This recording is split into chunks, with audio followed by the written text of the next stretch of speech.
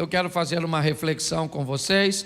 Eu tenho falado nos últimos cultos, basicamente todas as vezes, sobre construir relacionamentos fortes. E uma das coisas que tem me motivado a abordar logo de início é o fortalecimento da individualidade. A capacidade que as pessoas têm de estabelecer um domínio próprio, um controle de suas emoções, se tornar o máximo possível senhor delas e não escravo dessas emoções. Habilidosos para, no máximo e num ápice de provocação, controlar, certo? Suas emoções, para filtrar aquilo que sai de sua boca, evitar o máximo possível reagir e sempre responder. A diferença entre uma reação e uma resposta é apenas o autocontrole. Pessoas que reagem sem filtro. Quando você vê, você já falou. Quando você vê, você já fez. Quando você vê, já aconteceu. O que é isso? Isso é a falta de controle, de domínio, de governo. Estou falando disso desde que falei sobre Sol e Lua em Gênesis, logo no início da criação. Mas hoje eu parei para olhar a vida de José um pouco mais de perto. E dá pelo menos para pregar só nessa temática de fortalecer o autocontrole, pelo menos umas 10 ou 15 mensagens sobre este moço. Mas eu queria fazer uma reflexão com você bem superficial hoje. Gênesis 37, versículo 2. Coloca para mim, por favor.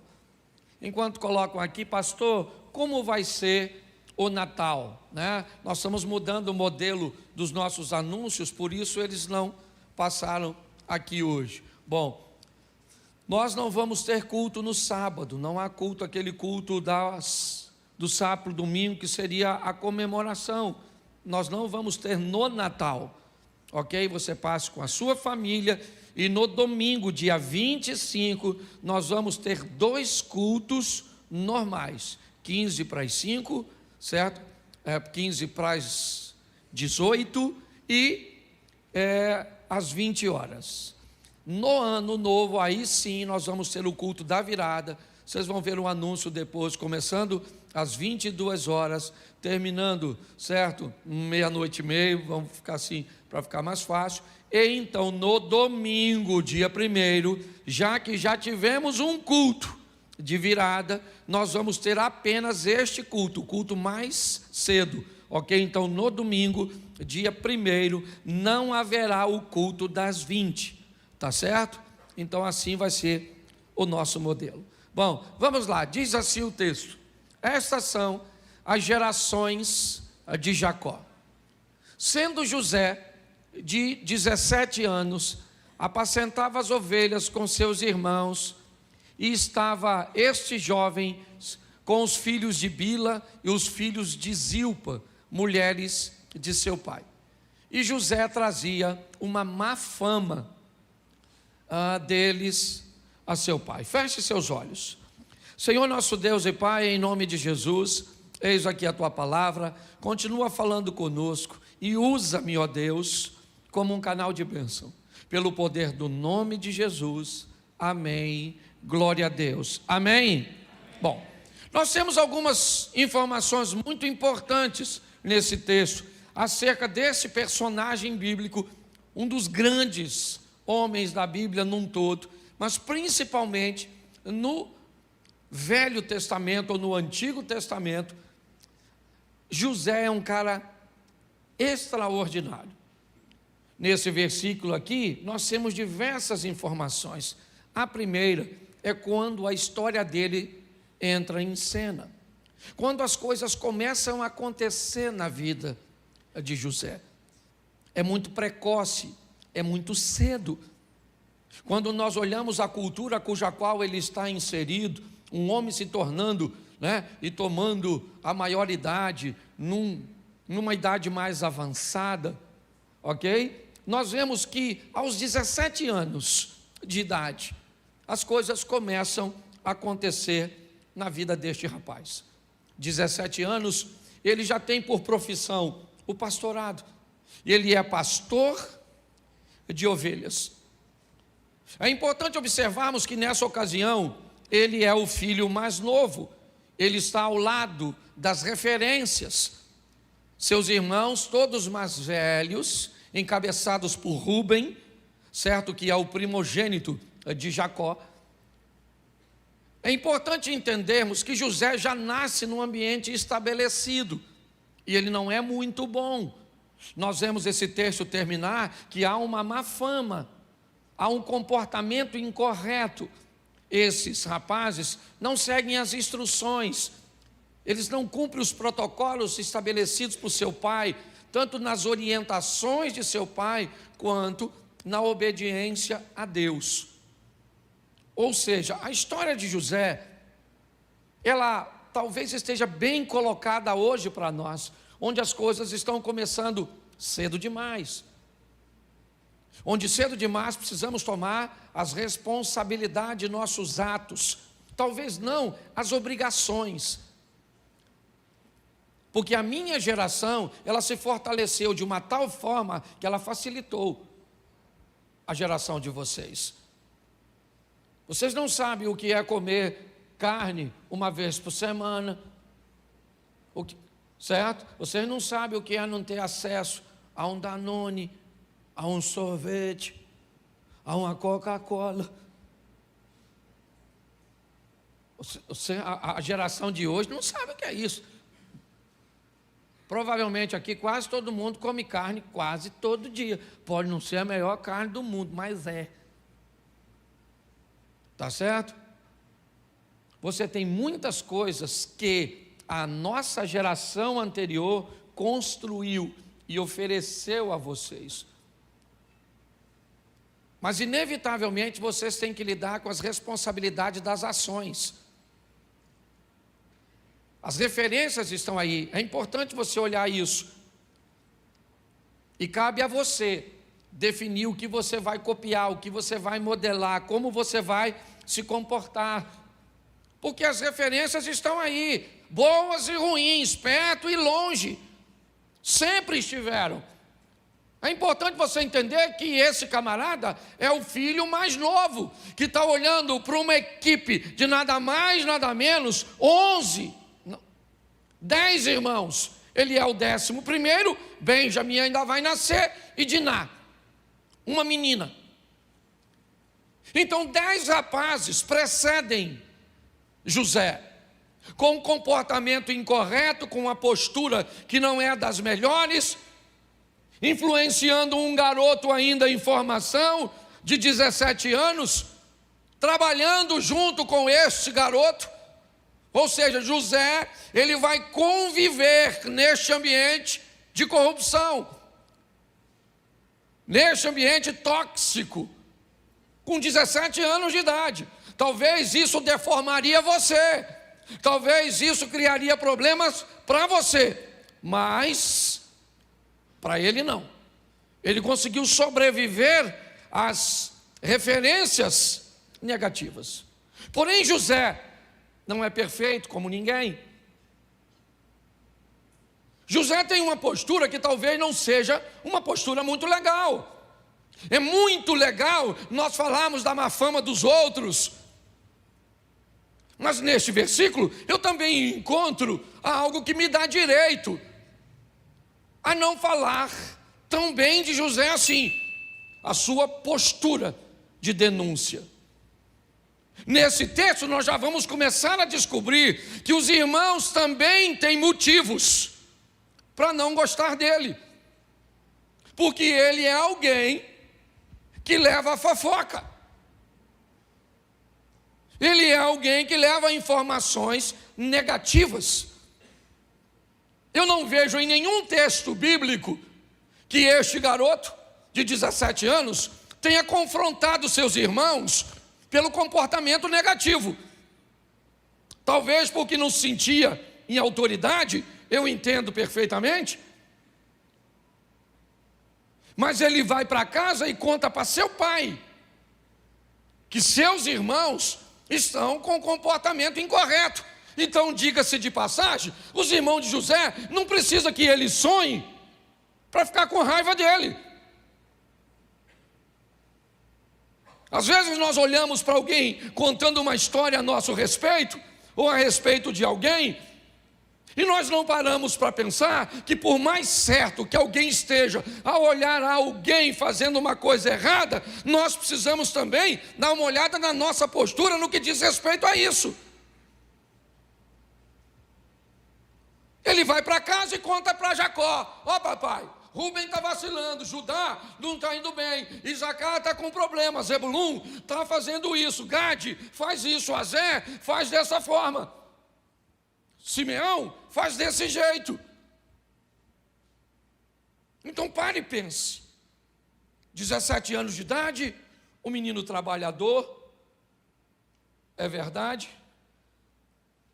As referências são seus irmãos, elas não são boas, e sua postura é uma postura de denúncia. Ele é aquele tipo de gente que não aguenta ficar quieto se vê alguma coisa de errado. Não tem nenhum problema nesse modelo, o denunciante. Só não queira a admiração dos outros quando você expõe o problema das pessoas. Tá certo? Não estou dizendo que você está errado de falar. Eu estou dizendo que não vão te apreciar. Então pare de querer que as pessoas gostem de alguém que fale o que os outros. As pessoas estão preparadas para ouvirem o que quer e não o que precisam. Quem fala para o outro o que ele quer ouvir provavelmente vai ser muito amado, mas quem fala para o outro o que ele precisa ouvir pode saber que não vai ser amado. Pastor, o que você está querendo dizer? Que eu tenho que ver as coisas erradas e ficar quieto? Não, você tem que continuar denunciando, mas ser maduro o suficiente para saber que as pessoas não vão gostar de você e pronto. Isso torna você uma pessoa bem resolvida. Eu faço desse modelo, certo? Faço com amor, com respeito, mas eu denuncio, ok? E se as pessoas não vão gostar de mim, elas não vão gostar de mim por uma postura cuja qual eu aprovo em mim. E se você não precisa da aprovação dos outros, não se preocupe com a crítica deles. Se preocupe com a crítica daqueles cuja qual você precisa de aprovação. Quando nós olhamos para isso, é isso que vemos. A história dele vai piorar um pouco neste versículo. Capítulo 37, verso 3. Dá uma olhada no texto. Israel, seu pai, Jacó, vamos colocar assim, para ficar mais fácil de você entender. E Jacó amava a José mais do que a todos os seus filhos, porque era filho da sua velhice, e ele fez uma túnica de várias cores. Preste atenção. Os irmãos dele já não gostavam muito dele, por quê? Porque ele fazia, pode falar, isso, fofoca, só para você não esquecer. Depois você troca outra mensagem quando você for falar para alguém, senão você acaba fazendo fofoca do José. Certo? Mas os irmãos não gostavam dele porque ele falava dos erros dos irmãos. Mas esse texto piora. Além de levar a má fama dos irmãos para o pai, José tem algo nesse texto que dói demais. Aliás, duas coisas. Primeiro, a atenção e o amor. José vê canalizado para ele, e também não é difícil de explicar, é só você olhar a história de Jacó. Ele casou com Bila por engano, porque para mim tinha tomado uns graus. Não tem lógica, não tem lógica. O cara trabalha 7 anos para casar com a dona, enfia um outro na tenda e ele não vê. No mínimo 7 anos trabalhando no dia da festividade, o cara tá doidão, maluco. O vinho era permitido, símbolo da alegria. Ele falou: meu irmão, depois de 7 anos trabalhando para pegar essa dona, eu vou comemorar. Encheu a cara. O sogro malandro trocou a mulher. Pegou a Raquelzinha e tirou de cena e enfiou a Lia. Tinha um olho para arquibancada, o outro para geral. Lia era meio bagunçadinha. E ele casou com ela por engano. E eu fico me perguntando como é que um cara... Ela não era nem irmã gêmea. Como eu disse, não é tão difícil de entender se você olhar. Mas tinha algo que era horroroso. Aqui, Jacó deu a José algo que nenhum de seus irmãos tinha. Preste atenção. Seja franco, por que você acha que Caim matou Abel? Você acha que Caim matou Abel porque Deus não aceitou a sua oferta? Não. Aliás, se Deus tivesse rejeitado a oferta de Caim e rejeitado a oferta de Abel, não haveria inveja. O problema é que Deus aceitou a oferta de um e rejeitou a do outro. O que feriu Caim não foi ver o fogo não descer sobre o seu altar e sobre a sua oferta. O que feriu Caim foi ver o fogo descer na oferta do Abel. Preste atenção aqui, gente. O tempo inteiro você vai viver uma vida onde pessoas têm coisas melhores que as suas. Elas podem comprar num dia o que você não tem dinheiro para comprar uma vida inteira. Pare para pensar. Maturidade, controle, relacionamentos fortes com quem? Com você mesmo. É o meu propósito hoje aqui. É mostrar a você que a dor dos irmãos de José também foi muito estabelecida pelo pai, que literalmente deformou seus filhos, literalmente feriu seus filhos, quando demonstrou preferências por um deles, quando começou a dar a José coisas que seus irmãos não tinham. E agora, ele era o único cara que andava com uma túnica diferente, mais bonitona. Preste atenção, nós temos uma proposta sendo estabelecida no mundo. Chegou faz tempo na Europa, já está estabelecendo nos Estados Unidos. Tem um vídeo veiculando aí muito legal de uma mulher que fala bem o português, traduzindo.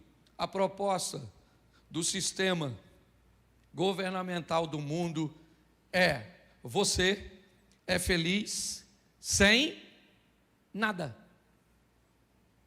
Esse é o slogan. Qual é o perigo desse slogan? É que ele diz apenas você é feliz sem nada. Ele não diz nós. O que indica que a estrutura é: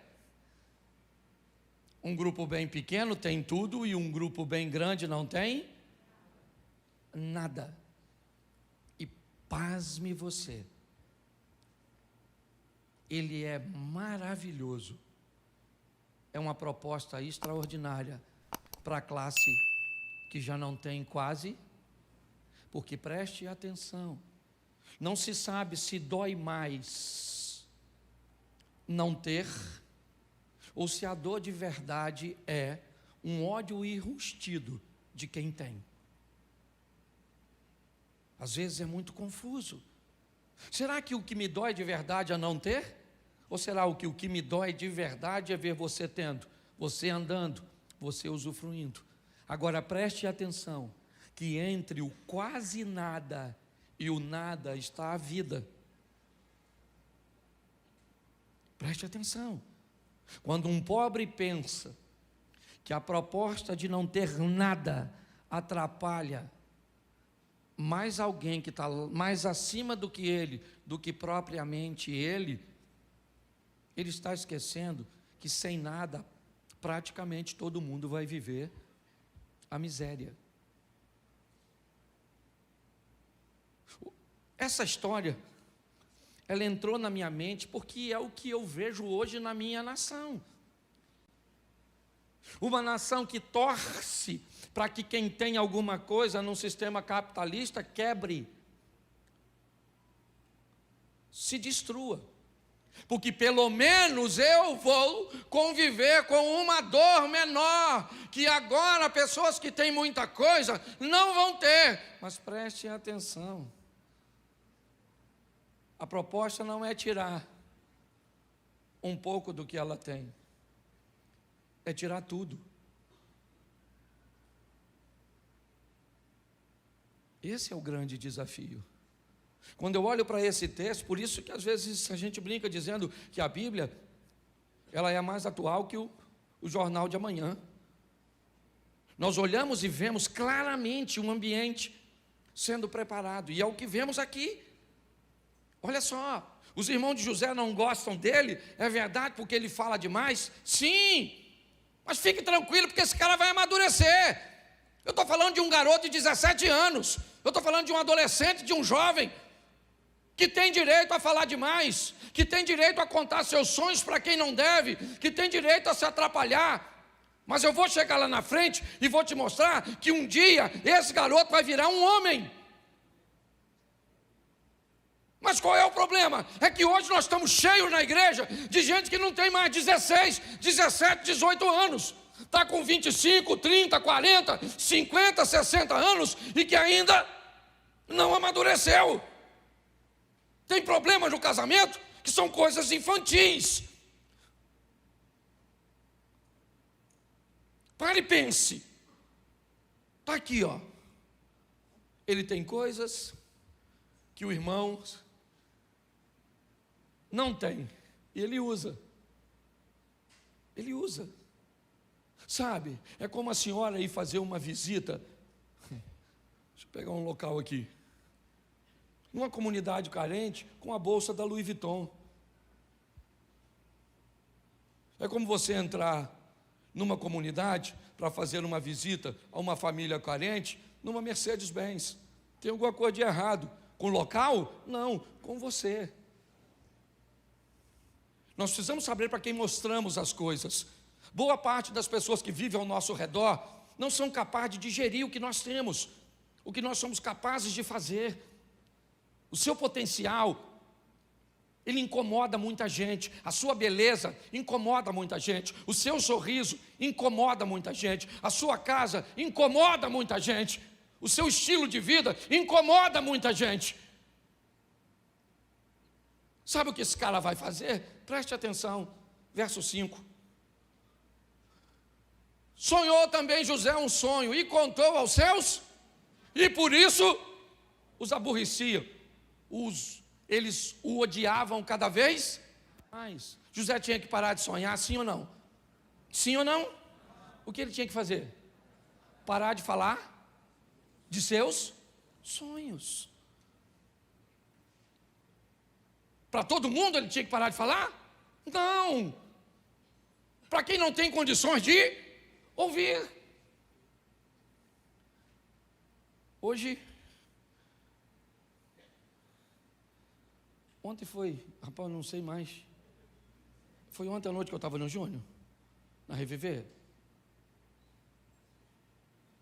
Não, foi sexta, né? Ontem eu fui no evento na sexta-feira eu estava na igreja Reviver de Itajaí, com o Júnior, o Rochirola, um amigo nosso.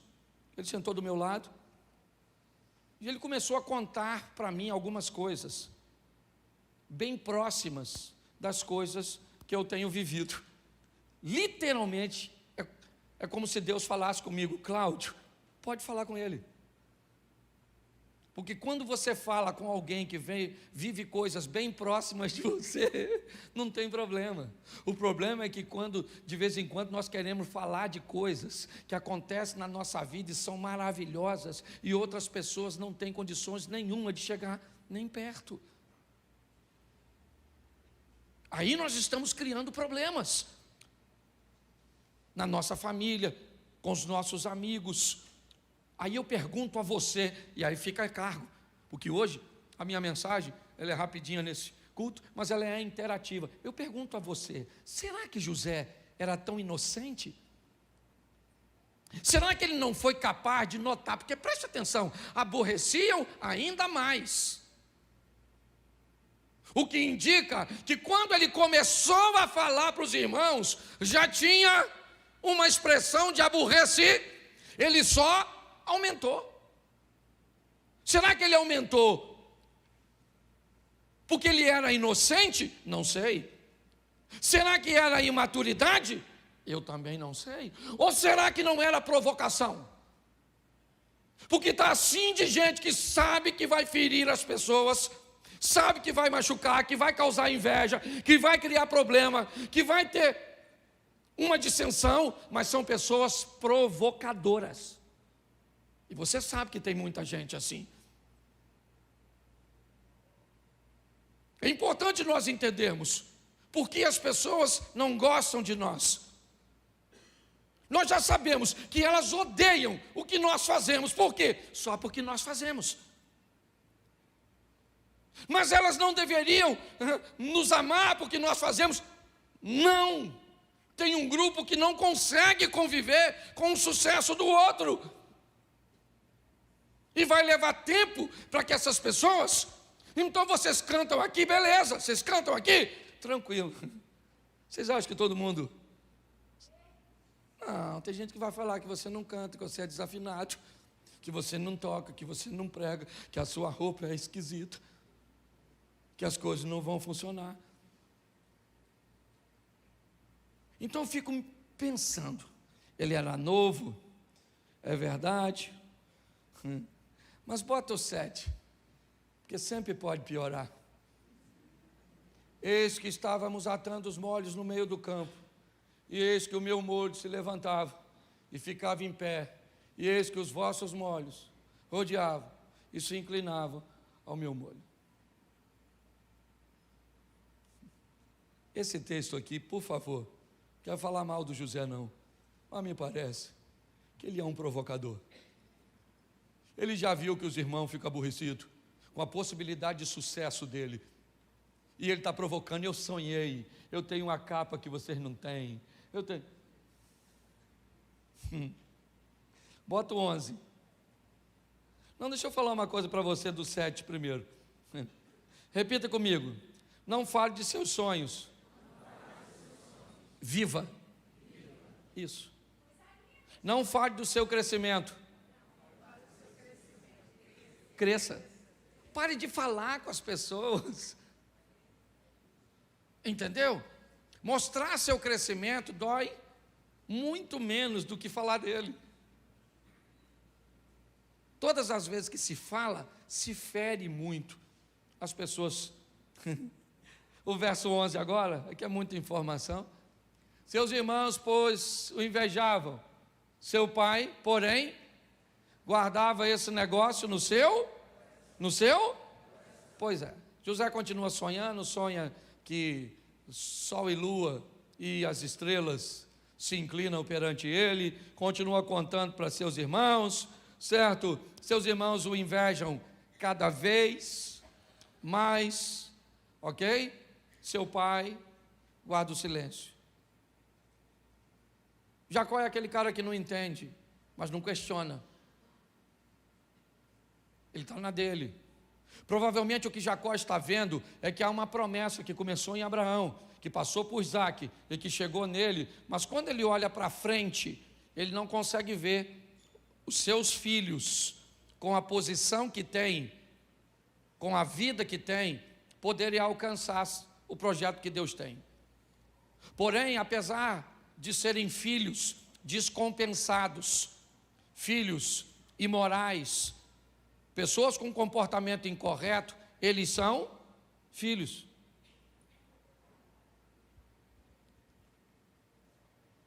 Então ele guarda no coração e fica só observando. Verso 12. E seus irmãos foram apacentar o rebanho do seu pai junto a Siquém. Preste atenção. O mesmo pai, a mesma profissão, o mesmo Deus, o mesmo período. Esses rapazes têm tudo igual. Aliás, se tem alguém para levar desvantagem nessa história, esse alguém é José. Porque eu não posso dizer que José prosperou porque trabalhava mais que seus irmãos. Não. Quando ele encontra com os irmãos são trabalhadores. Eu não posso dizer que Jacó financiou José e não financiou seus irmãos, porque a única coisa que ele tinha de diferente de seus irmãos era uma capa. Eu não posso dizer que José foi para as campinas de Jordão e seus irmãos foram para o deserto do Negueve, porque não foi isso que aconteceu. Mas José vai descobrir agora, através de seus irmãos, algo poderosíssimo. A hora de ir embora, a hora de sair de perto. Chegou o momento em que não dá mais para ele. Se ele continua ali, seus irmãos vão matá-lo, porque José é um cara que vai romper. Se não romper no Egito, ele vai romper onde ele está. Se Jacó não botar a mão sobre ele, ele vai romper, porque José foi um cara que resolveu viver o que Deus tinha para ele. Ele é vendido pelos seus irmãos. Preste atenção. Ele é vendido pelos seus irmãos e não é morto. Ele não morre porque Deus não deixa. Mas às vezes, irmãos, muito pior do que te matar é ferir seu coração. E nada fere mais uma pessoa do que ser vendido e humilhado por aquelas pessoas que deveriam te proteger, deveriam guardar você. Agora, ele vai embora de cabeça baixa, como um escravo na mão de midianitas. Mas ele é José. Ele deve ter aprendido alguma coisa lá atrás. Ele deve ter aprendido a não falar demais. Ele deve ter aprendido a não provocar. Ele deve ter aprendido alguma coisa com as lições. Então ele chega na casa de Potifar. E na casa de Potifar, ele vai me mostrar que ele amadureceu.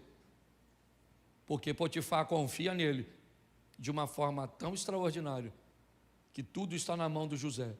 E José não mexe em nada do que é do Potifar. Nada. Nunca reclamou que trabalhava demais, nunca disse que estava trabalhando demais e enriquecendo o outro. Não. A mulher do Potifar gostou do José. Disse para ele: cara, você já administra tudo que é do meu marido, só falta eu. Eu não sei nem se a expressão eunuco era eunuco de verdade. A Bíblia era muito comum homens se casarem com mulheres na Bíblia e nunca manterem contato sexual com elas. Era comum isso acontecer em algumas situações, principalmente, certo? Quando tinha recurso, ele era um eunuco, uma expressão também utilizada, certo? Para alguém que foi castrado. Eu não sei. Eu sei que a mulher está de olho no José. E você acha que José não pegou aquela mulher por quê? Por causa de seus princípios. Eu fico pensando se fosse Rubem, Simeão, Mas José não pegou. E mais do que não pegar, ela falou para o marido que ele agarrou ela. Se fosse o José de 17 anos, sabe o que o José teria falado? Potifar? Peguei não, cara. Peguei não peguei porque ele não quis. Porque ela está dando em cima de mim, dando mole, essa vadia. Ele falou alguma coisa? Ele falou alguma coisa? Porque ele amadureceu, ele calou a boquinha dele. Ele foi para a cadeia de boca fechada. O cara é maduro. Na cadeia ele não sonha, mas interpreta sonho dos outros. Quando os irmãos chegam, ele descobre que tem gente que não cabe na sua vida lá atrás, quando você está crescendo, mas que vai voltar depois que você já estiver grande. É assim que funciona. Quando os irmãos pensam que agora as coisas vão acontecer, e preste atenção, quando José vê seus irmãos chegando para fazer compra pela primeira vez, o que ele faz? Você lembra? Acusa seus irmãos de espionagem e manda prender os caras. Porque quando José viu os irmãos, ele lembrou da cisterna, ele lembrou de toda a perseguição, porque ele era agente. José sentiu raiva, ele mexeu na memória e não gostou do que a memória trouxe para ele.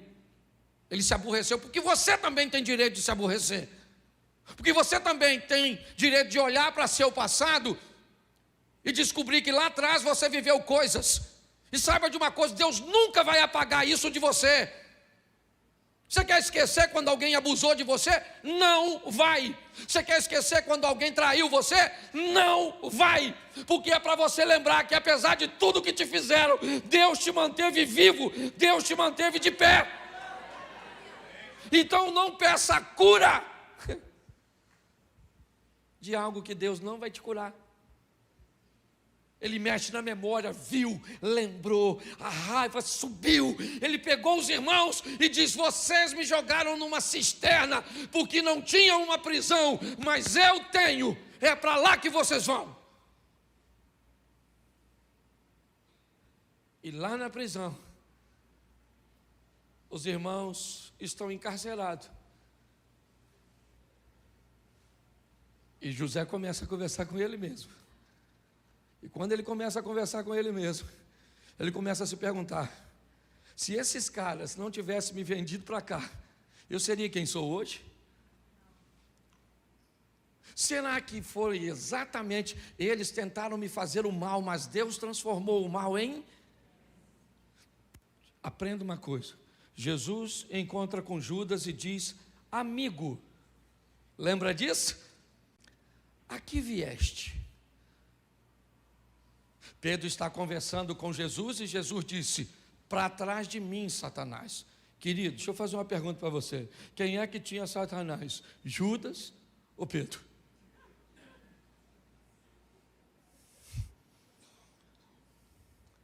Nessa ocasião, me ajude aí.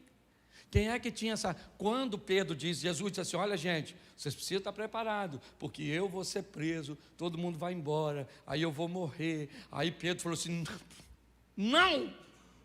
não aceito isso. Quando Pedro diz isso, Deus está nele ou está nele uma influência? Estou falando possessão, estou falando opressão, influência. Por que Jesus chamou Judas de amigo? Você sabe? Porque para Jesus e para Deus, todas as pessoas que te aproximam do seu propósito não são seus inimigos, elas são seus amigos. Não interessa.